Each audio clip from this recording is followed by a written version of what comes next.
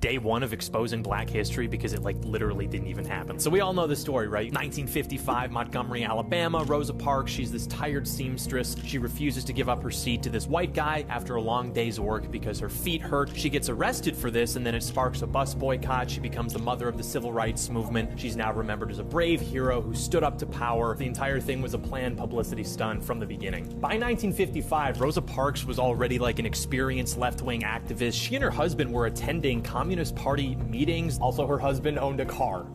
So this is not even the first time this happened. Black people were getting arrested for this stuff, but the NAACP and the activists ignored them, and Rosa Parks was specifically selected as the perfect subject for this agenda. She was polite, she was employed, she was married, she was seen as somebody who would be sympathetic to white people. And actually, the Rosa Parks incident itself was actually a reproduction of a prior incident where they planned to make a different woman into this kind of figurehead, but then they found out that she got pregnant out of wedlock, and so they had to sub her out for old Rosa. What's funny too is that she actually had to ride around on a few different buses before this happened, since the rules weren't really meant for women. They weren't really enforced on female passengers. Also, she wasn't even exhausted. She admitted in her autobiography that she refused the seat not because she was physically tired, but because she was tired of giving in to injustice. But that wasn't her first run-in with that bus driver either. James F. Blake in 1943, Blake kicked her off the bus entirely, yet that incident got zero attention from the activists because she hadn't been chosen yet by the activists to play this role. Here's the kicker though, Montgomery lost segregated buses, but it didn't actually require black people to give up seats to white people if no other seats were available. Rosa Parks was sitting in the middle section, and she wasn't asked to move until more passengers started boarding. Basically, you had a white section, a middle section, and a black section, and the driver was trying to move the sign to expand the white section of the bus into some of the middle seats, since there were a bunch of white people about to get on the bus. And so he asked Rosa Parks and a few black guys if they would move from the middle section into the black section, since it would literally be illegal for him to tell the white passengers to go sit in the black section. So the guys were like, all right, yeah, whatever. But she went along with her plan, and so she was arrested because she wasn't listening to the bus driver. But she did not stop there at buses. She supported Malcolm X and the Nation of Islam, the whole kill white police officers guys. She marched in Farrakhan's Million Man March in 1995. She backed the Black Power movement, defended black rioters in the Detroit riots in 1967. She endorsed domestic terrorist groups like the Black Panthers, also the kill white police officers guys, the Black Liberation Army, Weather Underground, the bomb and kill white people guys. Nobody knows about the history of left-wing terrorism, dude. This stuff was all going on. Despite all of that, though, she still spoke at the 1988 Democratic National Convention, hailed as a hero. Rosa Parks was a calculating revolutionary whose actions were part of this broader left-wing conspiracy, but the myth that we're all taught is designed to hide this and the radicalism that created it, so that we're taught, some feel-good narrative when we're in kindergarten. Truth matters. I love black people. Day 2 of exposing black history because, it literally didn't even happen. I've heard for my whole life that we can't understand American history without essentially orienting the entire conversation toward the practice of slavery. Thus, we must take time to discuss the first legally recognized slave owner in the American colonies, a black man named Anthony Johnson. Now, I don't know why we don't learn about this guy in school. I mean, he got to Virginia in 1621. Historian Philip Foner called him the patriarch of black property owners in America. So essentially, Anthony Johnson was kidnapped by African slave traders in southern Africa, sold to the Portuguese, sent to Virginia, where he eventually earned his freedom. But then he would go on to purchase slaves himself and even use the legal system that we're told is so systemically anti-black to take a black slave away from a white guy, and then he would end up becoming, an extraordinarily wealthy tobacco farmer. So I don't bring him up to be like, oh, look, black people can be successful in America. We obviously know that. It's just to say that how he obtained that level of success seems to be a bit typical for that time, wouldn't you say? So he had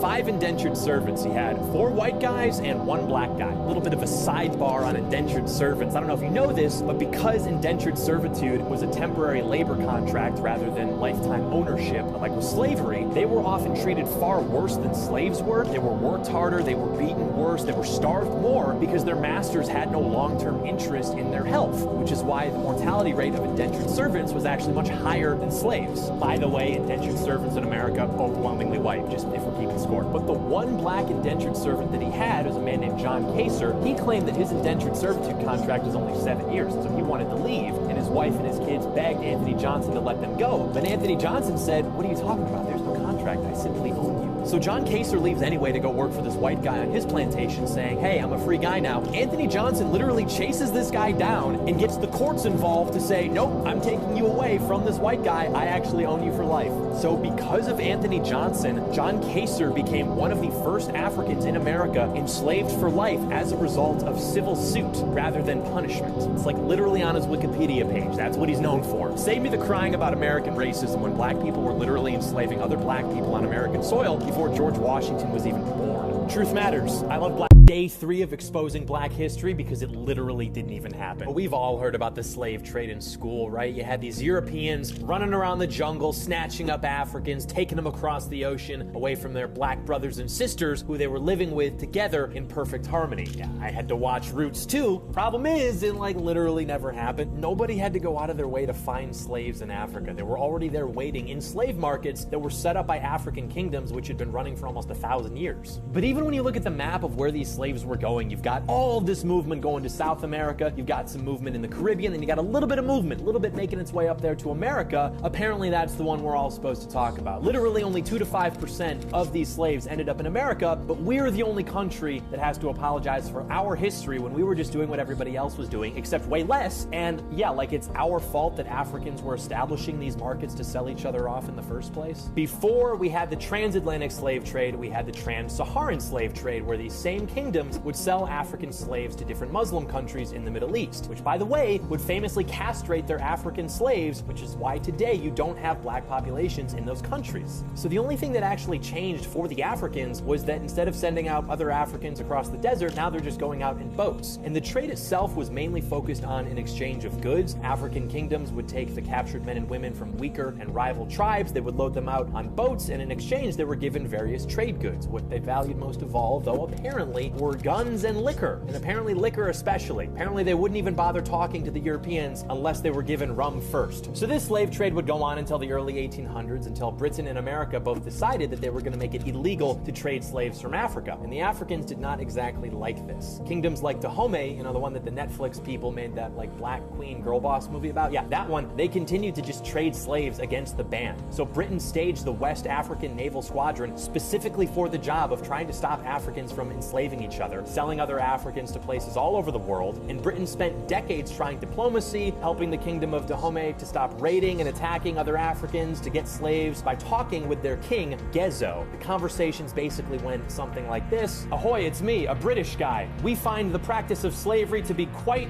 not cool. Are you interested in palm oil? We could help you out with that. Yes, hello, it's me, a black guy. No thanks. So this song and dance would kind of go on as such until the French would go to war with the Kingdom of Dahomey, put down their army of black queens with some of the most lopsided casualty reports of all time, and then finally make it so Africans stopped enslaving other Africans. Truth matters. I love black people. Day 3 of exposing black history because it like literally didn't even happen. Well, you probably heard about Thomas Jefferson allegedly having sex with one of his black slaves, Sally Hemings. Apparently they had a bunch of kids together. You learn all about this in school. If you go to Monticello, Jefferson's estate, it's all you hear about. And this is of course done because they would like to further tar the image of the men who founded our country. The good news is that it's literally not even true. Sally Hemings was not even black like they portray her now to be. She was 3/4 white, 1/4 black. Brittany Venti would be more black than she was. She had fair skin, straight hair, the whole 9 yards. They need you to believe that she was fully 100% black because that's what suits their narrative. Okay, fine, who cares? What was the relationship that they even had? Well, Sally was Jefferson's daughter's servant. Thousands of letters, tens of thousands of letters. The only thing Jefferson ever says about her is, Marie's servant is doing well after having a child. And the only time Sally was ever with Jefferson outside of her time in Monticello was in Paris. And she wasn't even the person that he requested to accompany him. He wanted an older woman to accompany his daughter and care for her, but Sally was the only one available because she was inoculated against smallpox. And even though she was 14 when his daughter Marie was 9, when the two stayed with the Adams in France, they said that Sally was even more childish than the 9-year-old daughter Marie. And if you know anything about Jefferson, it does not exactly match up with his taste in women. When Jefferson was in Paris and, you know, he's building up the roster, he had a couple women women that he was going after, writing letters to. One was a relative of Alexander Hamilton, and the other was Maria Cosway, to whom he wrote his famous love letter, The Dialogue Between My Head and My Heart, wherein he describes with intricate detail the duel between his head and his heart over how smitten he's become with her. The point being, Thomas Jefferson was a highly intelligent, aristocratic guy who was going after highly intelligent, mature, aristocratic English women, not exactly 14-year-old immature slave girls. Where does this even come from in the first place? Well, there was a paternity test that showed that Eston Hemmings, only Eston Hemmings, not her other son Thomas Woodson, was a match with Jefferson's Y chromosomes. Okay, so that's literally it. Conclusive proof, Jefferson, you are the father. No, because that DNA also matched Randolph Jefferson, Thomas's younger brother, and his 5 sons. A little bit about this Randolph character. He was described by the Monticello slave Isaac Jefferson as Old Master's brother,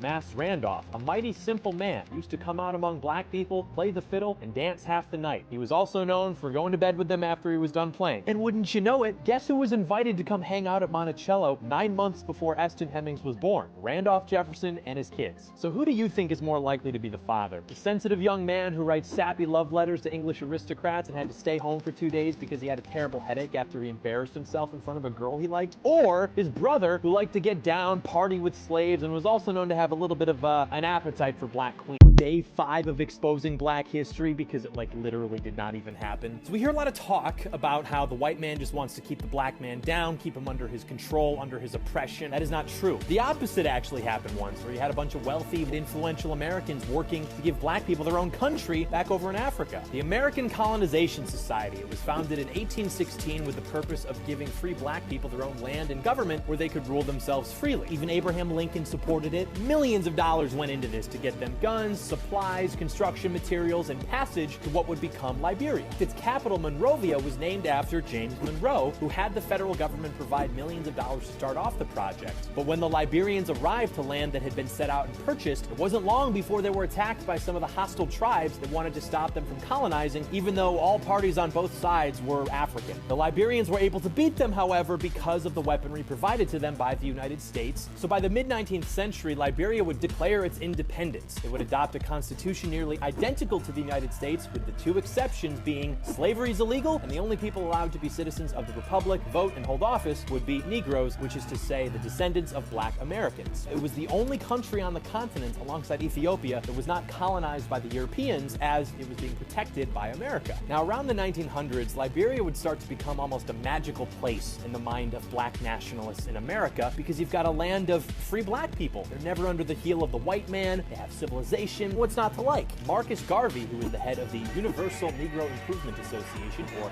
UNIA, he would work to send a delegation to Liberia to see if they could have more black people from America move there to start basically the real-life Wakanda. When the delegates arrived, however, they were a little bit shocked at what they found, because the Liberians were enjoying high culture, they're wearing suits, sipping tea, while at the same time, they ran rubber plantations of Africans who were almost in various forms of forced labor, and the delegates themselves were almost immediately arrested and deported as they protested against this. Wait a second, hold on. Aren't we supposed to be brothers? Aren't we supposed to not be doing this? America conducted a report on Liberia through the State Department, which was known as the Christie Report, and it found that Liberians had developed a system of debts and contract labor that was slavery in all but name. A large proportion of the contract laborers, recruited under conditions of criminal compulsion scarcely distinguishable from slave raiding and slave trading. Interesting. So Liberia would continue with this whole system where the Americo-Liberians would rule the other Africans until around the 1980s, where a coup would be launched and plunge the country into a civil war, rendering it as one of the poorest and most dangerous countries on the planet. Damn it. I hate when that happens.